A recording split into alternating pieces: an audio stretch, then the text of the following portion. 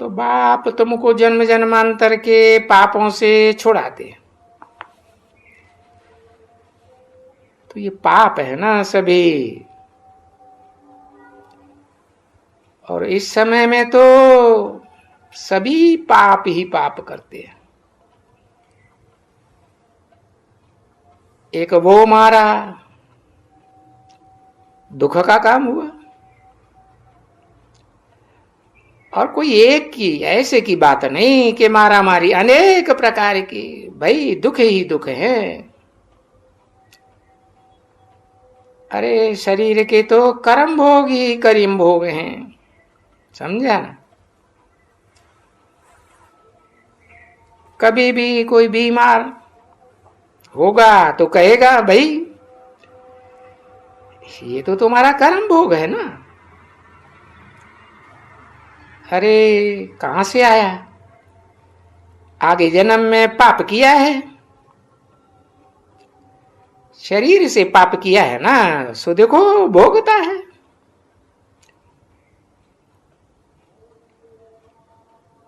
फिर इसके जन्म में जो किया वो आगे जन्म में भी भोगना पड़े, ऐसे ही कहेंगे ना। तो जो भी जन्म मिलता जाएगा उसमें दुख ही दुख। और फिर बोलते रहेंगे ये कर्म का हिसाब किताब है। तो बाप आकर कहते हैं कि देखो अब कितने जन्म और कितने कर्मों का हिसाब, 63 जन्मों के कर्मों का हिसाब किताब है।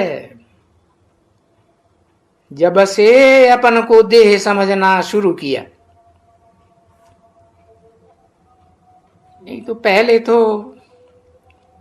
अपन को देवात्मा आत्मा समझती थी ना।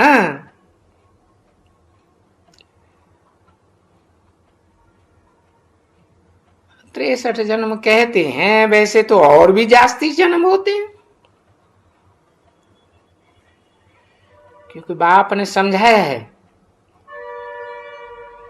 कि ये इसे थोड़ी थोड़ी जरी सी कलाएं कमती होती रहती हैं।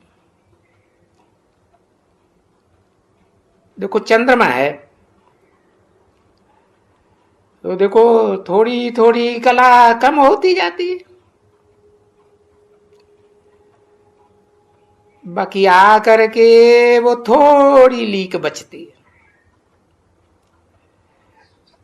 वो देख नहीं सकते हैं। और वो फिर सारा का सारा बन जाता है। तो जब वो सारा चंद्रमा बन जाता है तो वो है दिन,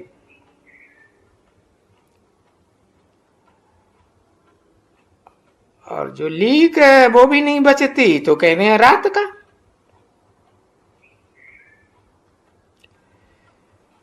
तो ये है तुम्हारी बेहद की दिन और बेहद की रात। तो बाप ने समझाया ना मीठे बच्चों, तुम्हारे ऊपर अभी ये राहु का ग्रहण है। राहु काला होता है ना,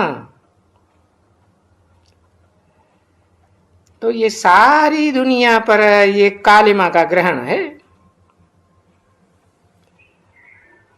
उसमें भी खास भारत के ऊपर, और बाकी देशों को आम कहेंगे।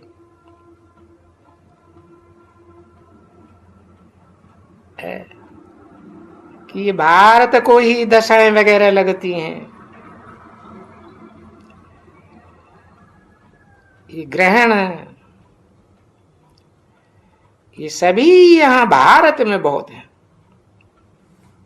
ढेर के ढेर। और फिर भारत में ही बाप आकर के समझाते हैं।